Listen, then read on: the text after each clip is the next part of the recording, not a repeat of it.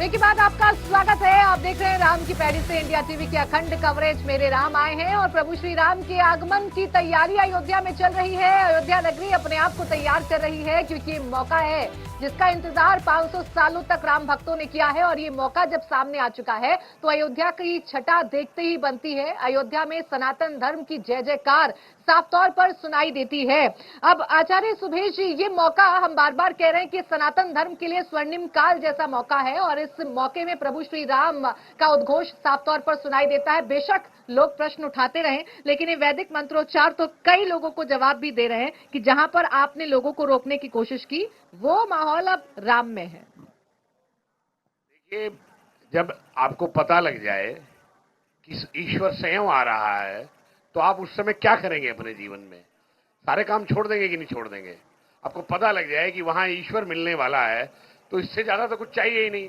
लाखों लाखों जन्मों की तपस्या के बाद, हजारों वर्षों की उपासना के बाद, सैकड़ों वर्षों की साधना के बाद में ईश्वर तत्व की प्राप्ति में सारे संत, महापुरुष, योगी, यति, साधक लगे रहते हैं।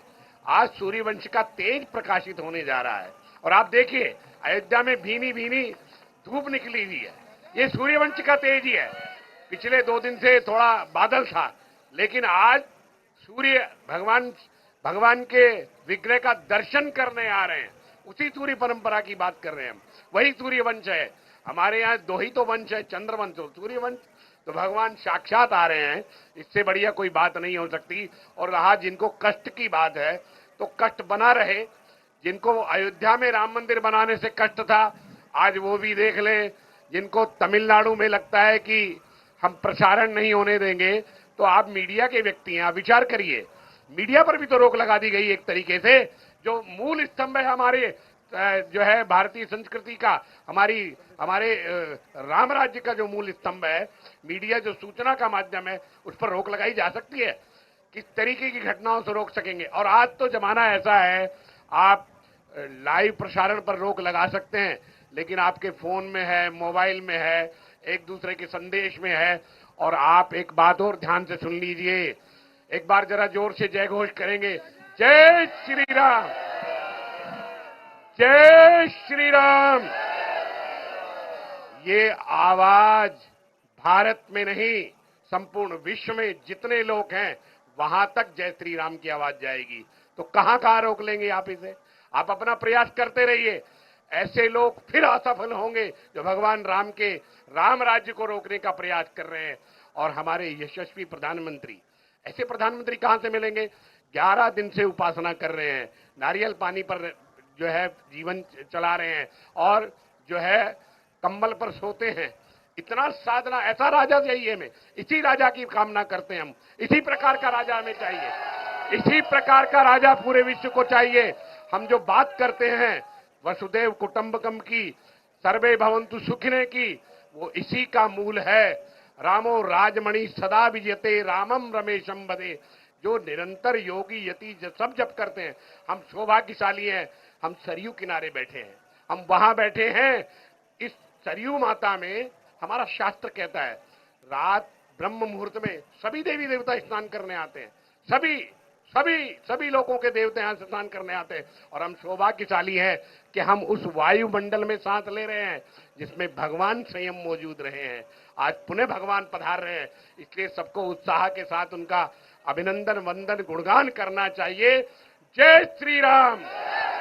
और हमारी एक बात पहले थी, फिर एक बात और कह देता हूं, बच्चा बच्चा राम का और जन्मभूमि के जय श्री राम।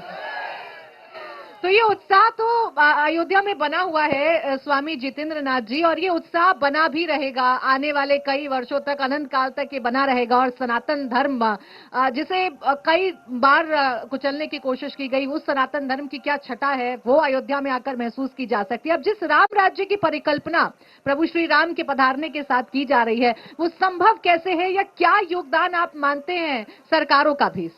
मैं पहले इस सवाल का जवाब देने के पूर्व दक्षिण भारत के उस तमिलनाडु के सरकार को ललकारूंगा, उसको तो नहीं छोड़ूंगा। उन्होंने याद रखना चाहिए कि रावण दक्षिण में था, हम उत्तर में बैठे हैं, राजा राम उत्तर में बैठे हैं। और दक्षिण से शायद पलायन करके रावण के बाद कुछ लोग आकर बसे तमिलनाडु में, वो रावण के वंशजों की अभी बारी है। दूसरी बात मैं ये कहना चाहूंगा कि भगवान राम और उसके अनुयायियों ने उत्तर भारत से दक्षिण भारत तक भ्रमण करके उनकी सत्ता को पानी छुड़ाया था, और अब हम सारे संत समुदाय के माध्यम से, यहां से प्रयागराज पास में है, उस प्रयागराज के धरती को सटकर अयोध्या की भूमि है, वहां से ललकारते हैं कि आपने राम जी के इस उत्सव को एक कलंक करने के, कलंक मानकर इसको जो हाथ लगाया, अब की बारी तमिलनाडु की है। सभी संत इसके बाद में तमिलनाडु और दक्षिण भारत को अपना केंद्र मानेंगे और राम का स्वरूप स्वयं को मानकर चढ़ाई करेंगे, और वहां पर राम राज्य की नींव आने वाले 5 साल बाद निश्चित करेंगे। इसका हम उद्घोष पहले कर देते हैं। रही बात राम राज्य की संकल्पना क्या है, संकल्पना तो यह है कि राम जैसे जनता के हर जो अभिव्यक्ति है, भाई है, बहन है, मित्र है, राजा है, नेता है, शिष्य है, गुरु है, उसके परिचायक है। तो एक भारत को विकसित भारत आप मान सकते हैं कि तब भगवान राजा राम ने पुष्पक विमान को साथ में लिया था रावण के दरबार से, तो टेक्नोलॉजी ही लाई थी, और वो पुष्पक विमान ऐसा था जितने लोग बैठे उतना फूला जाता था। और ऐसी टेक्नोलॉजी से युक्त आज का भारत हो, ऐसे जो पद पर बैठे हर कोई राजा राम के प्रतीक हो, ऐसे राजनेता हम भारत में निर्माण करेंगे। ये राम राज्य का पहला प्रतीक है। दूसरा प्रतीक यह है कि राम राजा जिस भी वनगमन करते समय जिस भी ऋषि मुनियों को मिले थे, उन ऋषि मुनियों के माध्यम से अपने राम राज्य की कल्पना साकार आकर की थी, वापिस आकर। तो हम भी सभी संत उनको ये कहते हैं कि हम उस तरह के ऋषि मुनि होकर राम राज्य की संकल्पना माने विकसित भारत, आनंदित भारत, विश्वगुरु भारत, एक सामर्थ्यशाली भारत, जगत जेता भारत, सभी दृष्टिकोण से ताकतवर भारत और शांति, सभ्यता, आनंद और प्रसन्नता और आरोग्यता का परिचायक भारत बनाएंगे। यही राम राज्य की परिकल्पना हमारी है। अब दिनेश जी महाराज, देखिए जब राम राज्य की परिकल्पना की बात हम लोग करते हैं तो सिर्फ अयोध्या नगरी नहीं, अब तो पूरे देश भर में सनातन की परंपरा देखने को मिल रही है। और खासकर प्रधानमंत्री नरेंद्र मोदी जिस तरीके से अपना नॉर्थ से साउथ तक जा रहे हैं, जिस तरीके से वो अपनी यात्रा कर रहे हैं और अनुष्ठान कर रहे हैं, और खासकर उन मंदिरों में जा रहे हैं जिन मंदिरों को कहीं ना कहीं दबा दिया गया, जिन मंदिरों की चर्चा नहीं होने दी गई, क्या यही है स्वर्णिम काल? जय श्री राम। राम राज्य की नींव उसी दिन रख दिया गया था जिस दिन विश्व हिंदू परिषद संत समाज ने राष्ट्र से आह्वान किया था कि आप राम मंदिर निर्माण के लिए सहयोग करें। उस समय पूरे देशवासी बढ़ चढ़कर हिस्सा लिए।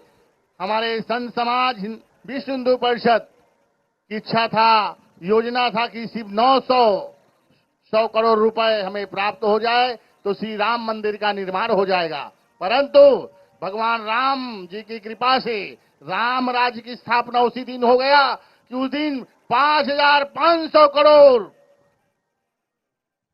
1,000 करोड़ रुपए हमको सहयोग रूप में प्राप्त हुआ, और उस सहयोग राशि से सिर्फ ब्याज में ही मंदिर बन गया। इससे बड़ी राम राज्य की स्थापना क्या लेंगे? जिस प्रकार से राम जी जब वनवास गए थे, तो भूलना नहीं है भैया, भरत ने राम राज्य स्थापना के लिए जो योगदान दिया, जो सेवा किया, अयोध्या में जितना संपत्ति राम जी ने छोड़ के गया था उससे 10 गुना संपत्ति अयोध्या में, और जनता को सुख समृद्धि बनाया। उसी प्रकार से राम राज्य की स्थापना उस युग में भरत जी के माध्यम से हुआ था, और आज यहाँ सभी जनवासी, सभी भारतवासी भरत के रूप में कार्य कर रहे हैं, सभी राम के भाई हैं। और इसी कारण राम राज्य की स्थापना उसी दिन से आरंभ हो गया था, और ये दिख रहा है सभी में आपस में इतना प्रेम है। पूरे भारतवर्ष में भ्रमण कीजिए, जिधर देखे उधर राम राज्य की स्थापना, जिधर देखे उधर शिव राम की चर्चा, शिव राम की चर्चा, जय श्री राम, जय श्री राम। जिधर देखो उधर दीपावली की उत्सव मनाने की तैयारी। इस प्रकार से राम राज्य की स्थापना तो हो चुका है। यह स्पष्ट दिख रहा है कि हमारे राजा, अभी हमारे भाई साहब बताए कि हमारे राजा किस प्रकार से तपस्या कर रहे हैं।